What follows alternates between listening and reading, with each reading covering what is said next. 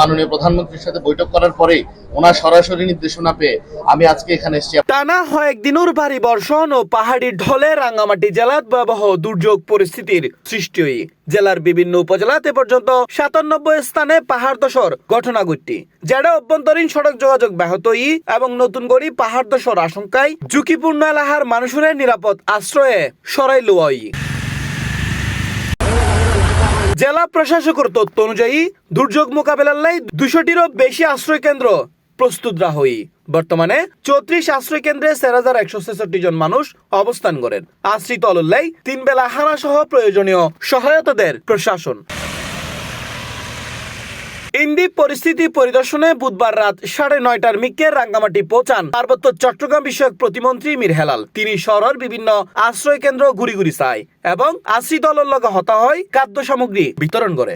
আজকেই 1300 metric ton, রাঙ্গামাটির জন্য 500 metric ton, Khagrachari এবং বান্দরবানের জন্য 400 মেট্রিক টন করে ইনিশিয়ালি বরাদ্দ দেওয়া হয়েছে। প্রয়োজন আরো দেওয়া হবে এবং জেলা প্রশাসনকেও অতি শীঘ্রই মাননীয় প্রধানমন্ত্রীর পক্ষ থেকে আরো কিছু আর্থিক অনুদান দেওয়া হবে, যাতে কারণ এখন চাল পর্যাপ্ত আছে। আমার মনে হয় কিছু আর্থিক সাহায্য করতে পারলে সুবিধা হবে, এগুলো দিচ্ছে। এই সময় প্রতিমন্ত্রী মীর হেলাল হয় জনগণের ভোটে নির্বাচিত সরকার যেন দুর্যোগে ক্ষতিগ্রস্ত মানুষের পাশে থাকব। আশ্রয় কেন্দ্রে তাহা মানুষুল্লাই প্রয়োজনীয় ব্যাগ ধরনের সহায়তা নিশ্চিত করবে লাই সংশ্লিষ্ট প্রশাসনের নির্দেশ দেয় মন্ত্রী। এবং এটা যে স্থায়ী সমাধান, এই জন্য আমাদের সরকার, আমাদের পার্বত্য চট্টগ্রাম বিষয়ক মন্ত্রণালয় ঐকান্তিক প্রচেষ্টায় কাজ করছে।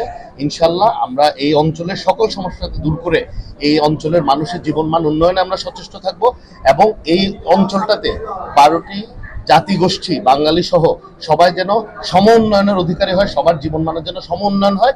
ইনশাল্লাহ সেই আমাদের মাননীয় প্রধানমন্ত্রী জনাব তারেক রহমানের যে রংধনু জাতি গঠনের যে প্রত্যয়, সেটা আমরা ইনশাল্লাহ বাস্তবায়ন করব। পৃথিবীর প্রত্যেকটা দেশে যখন এরকম বর্ষণ হয়, আপনি আজকে যদি টিভি খুলে থাকবেন আপনি দেখবেন পৃথিবীর অন্যান্য দেশে হচ্ছে এর চেয়ে অনেক বেশি হয়েছে, যে পাহাড় ধসে গেছে, ল্যান্ডস্লাইড হচ্ছে। এটা একটা ন্যাচারাল ফিনোমেনা, আপনি তো প্রকৃতির বিরুদ্ধে যুদ্ধ করে টিকতে পারবেন না। ইন্ডিয়া আবহাওয়ার পরিস্থিতি উন্নতি নন পর্যন্ত পাহাড় ধসপ্রবণ এলাকার বাসিন্দা হলরে নিরাপদ আশ্রয় কেন্দ্রে অবস্থান করিবেন লাই আহ্বান জানাই জেলা প্রশাসন। পরিস্থিতি সার্বক্ষণিক পর্যবেক্ষণ করি প্রয়োজনীয় ব্যবস্থা গ্রহণ অব্যাহত আছে।